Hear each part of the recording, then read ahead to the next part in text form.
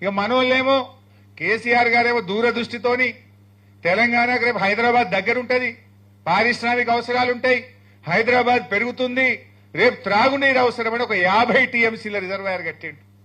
నిజానికి నేను ఆ జిల్లా మంత్రిని, నేను 1-2 సార్లు మాట్లాడినా, సార్ ల్యాండ్ ఎక్విజిషన్ బాగా ఇబ్బంది అవుతుంది, రైతులతో ప్రెజర్ వస్తుందంటే వారు ఒక మాట అన్నారు, హరీష్ కొద్దిమంది కుటుంబాలు నష్టపోతాయేమో, ఇప్పుడు కొద్దిగా కష్టమైతుందేమో, కానీ రేపటి లక్షల వేల కుటుంబాలు బతుకుతాయి, రేపటి తెలంగాణకు ఇది జీవధార అవుతుంది, మల్ల గట్టలేము, కష్టమైనా సరే రేపు మనం రాజకీయాలు శాశ్వతం కాదు, ప్రజలు శాశ్వతం, నీళ్లు శాశ్వతం, ఇది హైదరాబాద్ దగ్గరగా ఉంది, 50 టీఎంసీ రిజర్వాయర్ కట్టాలని చెప్పి పట్టుబట్టి ఆయన గారు ఆ రిజర్వాయర్ ని కట్టించారు.